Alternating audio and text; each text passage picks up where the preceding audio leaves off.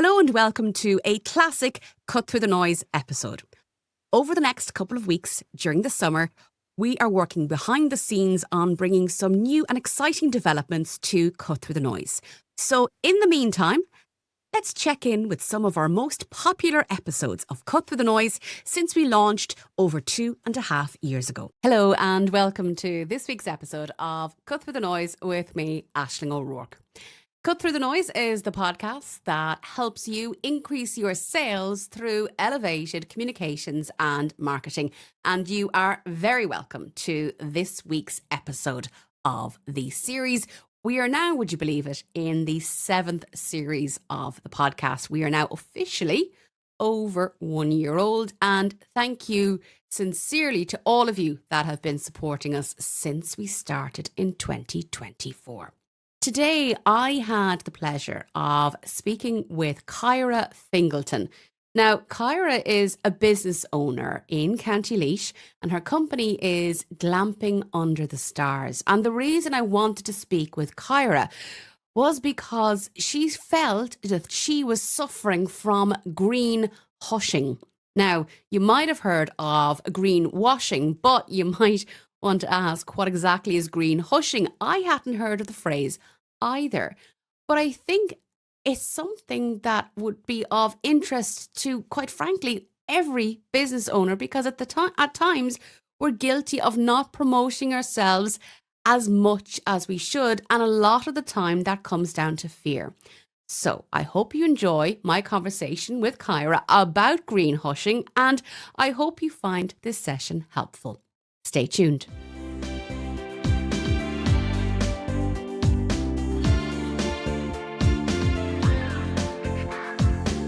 Well, Kyra, you are very welcome to Cut Through the Noise. Thank you for taking time out to speak with me. Kyra, you run Glamping Under the Stars in the Midlands of Ireland, which sounds terribly romantic altogether. What exactly is your business? Thanks, Aisling. Yes, the Glamping Under the Stars, there's two glamp sites here actually. So our original site is our Meadow Glamp site, which is a mixture of bell tents and wooden cabins. We opened that in 2016, and then we built a second site, our Hobbit Village, which we call our Mountain Glamp site. And there are 6 grass-roofed Hobbit houses. They're super warm, super cozy, highly insulated, and both sites are very popular with families and groups of adults. So we get a lot of hen party groups. Obviously, we don't mix them with the families. And we also get wellness retreats and groups, extended family groups, that kind of thing.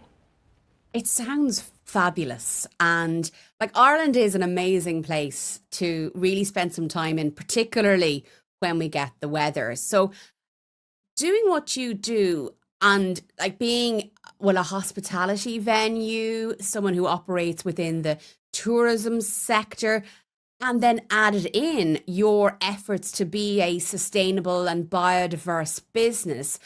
Talk to me about how you manage all of that, because as I understand it, it's not a particularly large team. It's not a huge team. Myself and my husband co-own the business, but he has another job. He works outside, and so it's mainly me. I'd be the meter and greeter. I handle all the bookings and all the marketing as well. We do have a team of staff who come in and do the cleaning and bed making and just keep the place running, and they're absolutely brilliant. We have a lot of young people on our team, and they are fantastic. But yeah, it is just me doing the marketing and all that kind of stuff. Yeah. Now, for listeners' benefit, Kyra and I met not too long ago at a workshop that I was invited to deliver about communicating your business's sustainable and green credentials. And that workshop I was delighted to deliver, and I was hosted by Caroline Hoffman of The Cube. And if you don't know what The Cube is, well, The Cube is the low carbon centre of excellence. It's for the Midlands region, but it's based in Portlaoise in County Laois. And Kyra at that meeting really stumped me with a new phrase that I hadn't heard about. But before we get to that, Kyra, talk to me about your sustainability efforts and why you try to be a sustainable and biodiverse in particular business. Yeah, I suppose since we started in 2016, we created the glamp site on the family farm. So my husband's family would be farming a long time, and my mother and father-in-law are very aware of the environment, and they themselves are quite strong in terms of recycling, and they're quite active in terms of encouraging biodiversity. They'd be into kind of organic farming, all that kind of thing. So that's part of the influence. And I suppose we wanted to incorporate as much consideration for the environment through the business. And glamping is something that lends itself very well to this because it's all about being outside in nature. For us, it is anyway. And bringing that nature to our guests to help them appreciate, the beauty of it, really. I mean, we're so fortunate to live in Leash. It's not too busy, it's not overcrowded, and there's lots of beautiful natural spaces, everything from forests and waterfalls, and we've got some fantastic walks. The Abbey Leaks Bog is nearby, so there's lots of beautiful natural spaces here that guests would really appreciate, and we've tried to sort of blend our business with that. So we've set aside at least 2 acres of wildflower meadow on each site, and some of our accommodations have grass roofs just to try and use as much sort of surface area as possible to encourage wildlife habitat and biodiversity, and it's really working. We've got a lot of native hardwood trees on the site as well. We've got colonies of Irish black bees, just the sort of variety of birds, bees, all kinds of species, everything from toads, frogs, newts, buzzards, pine martins have even been spotted. And guests really engage with that. So it's core to our business. Especially families with kids are really excited by seeing all these different creatures and, chasing butterflies, dragonflies, all that kind of stuff that perhaps they don't see in their day-to-day life if they're living in the city, for example. I mean, we have had kids sitting on the grass and kind of being amazed that the grass was alive, that there was creatures living in the grass, that they'd never really experienced that before. Either kids today tend to live a lot of their lives inside. Partly that's computers and the internet and all that kind of stuff, but partly sort of safety as well. I think they're not let out to explore by themselves as much in natural spaces. Yeah. And we can give them that freedom, and it's a huge part of the experience. And talk to me then about your, like, how you have been, I suppose, up until now, how you've been marketing the business, because as you describe it there, it sounds idyllic. Like, it sounds like something out of a Hollywood movie. I'm hearing the bird song as you're describing it, as I talk to you from my city apartment. But you know, obviously you have to, as a business, as a small business with this unique offering, put some effort into letting people know that you exist. Yeah, absolutely. I mean, we have beautiful photography. I mean, if you've got lovely flowers and creatures and spaces, then a picture will tell you a lot. So, on our website, Instagram, Facebook, and TikTok as well now, we'll share photographs and visuals, little videos and things of what's going on. So you can see the beauty of the nature here. But I think it gets a little bit complicated when you get into the green message because, as we were discussing, it's a bit of a prickly subject, and a lot of businesses struggle with how to present their green message without overstating it, because there have been a lot of accusations of greenwashing, and nobody wants to be accused of that because, that's a sort of dangerous territory, controversial territory. It's almost the equivalent of being cancelled. Like for a business like you to be like, if, and I hope it never happens, but to be accused of greenwashing, it would be significantly detrimental. And you brought my attention to a new term, and greenwashing has become particularly, common in everyday parlance. But what exactly is green hushing, Kyra? Yeah, greenhushing. I came across this quite recently, and it was another business that was sort of leading the way in the UK, actually. They were being held up as an example of someone who was doing green hospitality really well, but they were also presenting the message quite well. And the lady was giving this presentation about everything that they were doing in their business, all their green activities and commitments. And then she said, if you're not sharing information about your business in terms of what you're doing for the environment, then you're greenhushing, which is nearly worse than greenwashing. And the greenhushing is, it's when you're not talking about it.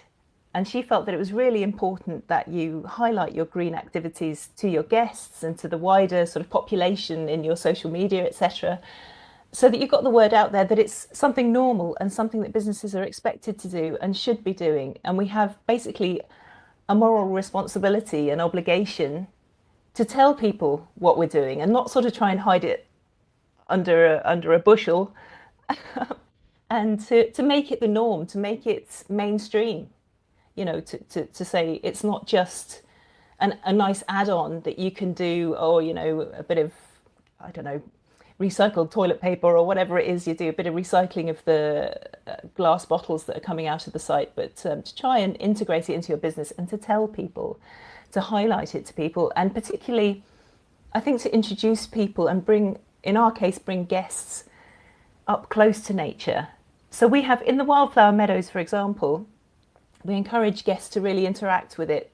We have these little mown pathways through it, so it's like almost a meditative experience for adults, say, to walk through it, but kids play hide and seek in it because the grass is up, it's, say, waist high on them, and they can sort of scooch down and pop up, and in the meantime they're interacting with the world around them, the natural world that they may not get up close with at home. And that's hugely powerful in terms of how much value is in protecting the environment. And I'm listening to you talk about it, and I'm seeing in my mind's eye all of these marketing opportunities. And I know we discussed this when we met, but like, frequently for businesses, it can be really hard to see what, to someone like me from a communications background, really obvious marketing opportunities, and things that you should be shouting quite literally from the rooftop about how amazing Glamping Under the Stars is, for example.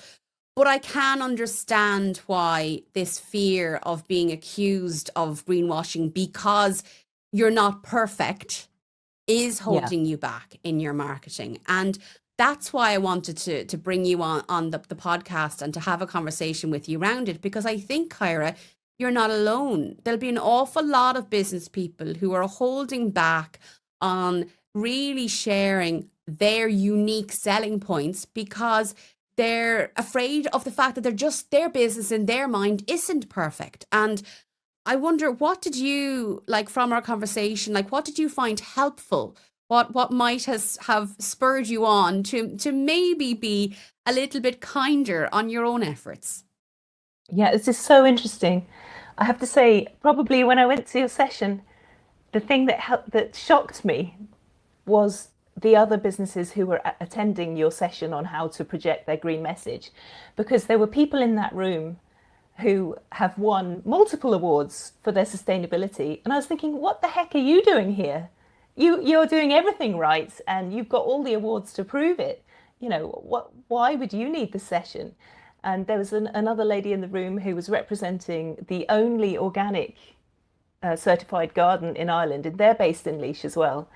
And they felt sort of coy about mentioning what they were doing. And I just thought, this is absolute madness. And then I thought, it occurred to me, it's also madness for me that I'm not promoting it more so. So just being in the room with the other people was probably the biggest aha moment, as Oprah Winfrey might say. Just I was thinking, this is absolutely ridiculous. These guys are fantastic. They're doing loads, and actually so are we, but we don't talk about it for the same reason that they don't talk about it. So that was probably the biggest wake-up call. And I think that is what's key about any kind of group communications exercise, the opportunity to hear from other people who are in a similar circumstance. And they don't have, like, it doesn't have to be sustainability that you're hushing. It could be anything that you're not really stepping into the power of marketing your business really confidently and strongly. Will you do you think, be more confident following the workshop, following like the conversations that you and I had, and perhaps the advice that I offered, but the conversations you had with the group on the day, will it give you more confidence in putting Glamping Under the Stars literally out there in lights? Yeah, absolutely. I mean, we're quite good in the marketing front generally anyway, but definitely I've been shy about talking about any green activities or using terms around environment. And, I would have maybe alluded to, oh, isn't it nice that we've got butterflies and dragonflies for the guests to meet? But I probably wouldn't have thought of that even necessarily as a green message, even though it absolutely is. But I think I'll definitely be highlighting it a lot more, having had that session with you, having had that wake up call, and sort of seeing how other businesses should be highlighting it. But also, I think I said to you at the time, what we really wanted was permission to talk about it, and you absolutely gave us that, and you were like, guys, come on. If somebody rebuffs you and says, look, you're greenwashing because you're not doing absolutely everything, then you need to sort of be able to respond to that and say, well, look, it's a work in progress. I mean, even the terminology around green business is ever changing. So is it sustainable business? Is it the circular economy? Is it regenerative tourism, which is the new buzz phrase out of Fulcher Island at the moment that they're using? And that takes it to another level. And it's about not just being green and looking after the environment, but looking at the wider sustainability of your business and how you interact with your local environment, your local economy, as a sort of living system, which is kind of another level again. So it's a lot for small businesses to kind of take on and to kind of understand and repackage into marketing. But yeah, we're probably all doing it to some extent. And I think, look, and something that I had to learn myself when I started out in business is that it's okay to promote yourself. And yes, if you needed me to give you permission, and to you and those who are in the room and those who are listening, it's okay to share what you're doing as long as what you're sharing is honest. And I think that's what it comes down to. Like, it's never okay to make claims that are not true about your business, because at the end of the day, you'll get caught out like you do in any walk of life. If you lie, you get caught out, and that's it.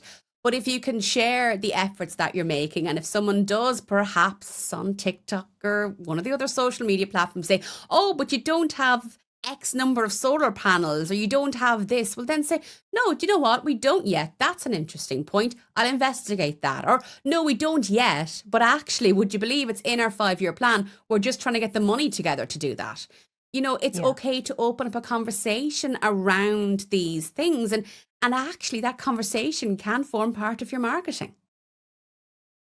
Yeah, that's really interesting.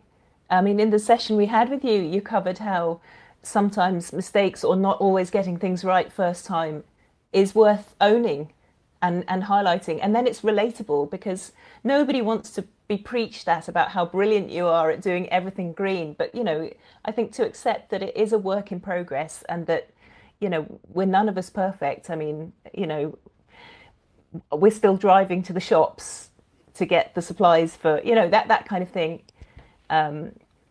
So there's always going to be pros and cons, and you have to own that. Yeah.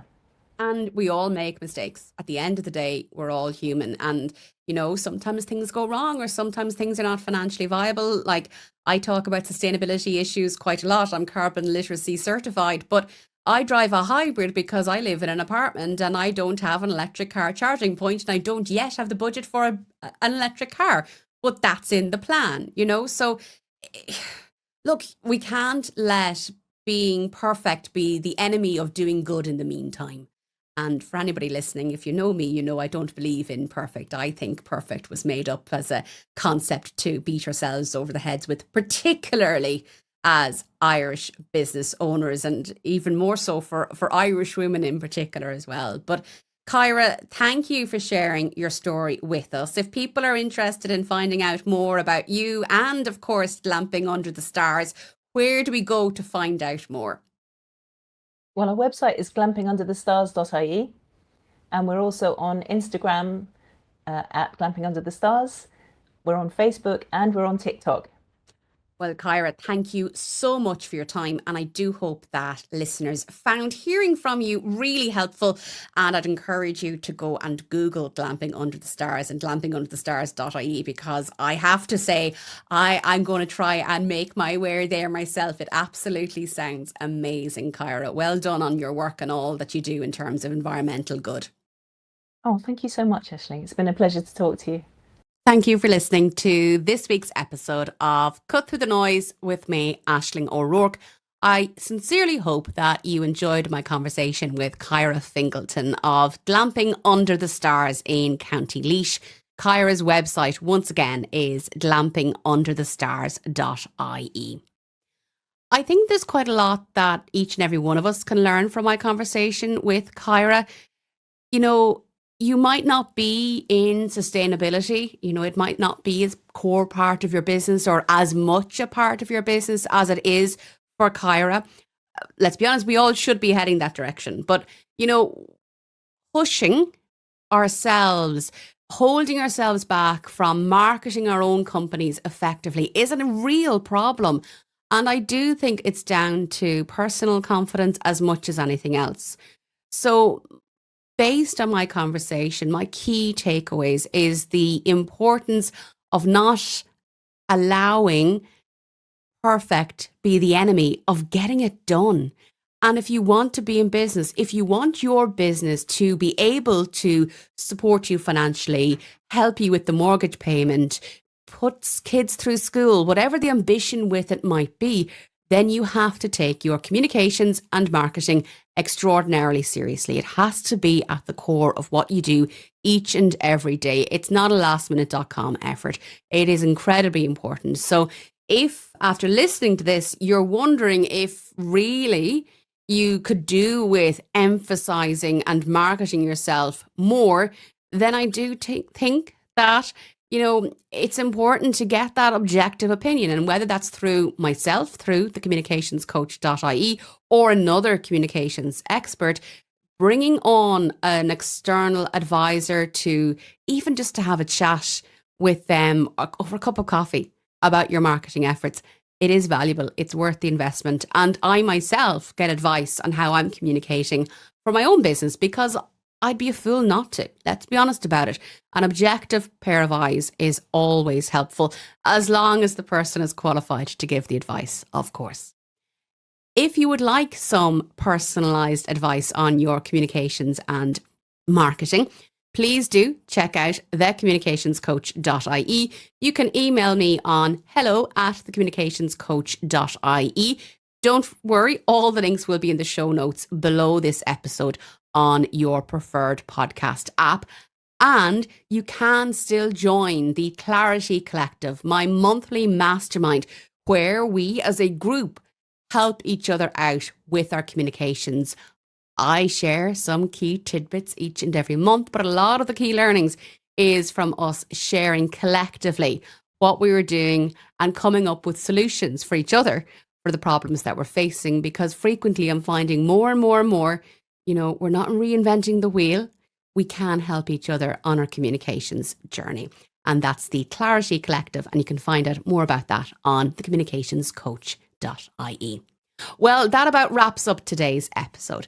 Thank you for listening. If you enjoyed my conversation with Kyra Fingleton, or indeed you've been a loyal listener and you have enjoyed previous episodes, please do go to your preferred podcast app, whether it's Spotify, where you can give us a rating or a comment on a podcast episode individually, or indeed if it's on Apple, you can write us a review, or if you just want to connect with me on LinkedIn at Aisling O'Rourke CC, you can even give me a recommendation. So please do support the podcast. Each and every comment, message, like and star rating are appreciated. Have a great week. Remember to prioritize your communications and marketing, because if you're not singing your praises, no one else is going to do it for you. And remember that while content may well be king, clarity is key if you want to cut through the noise and stand out from the crowd.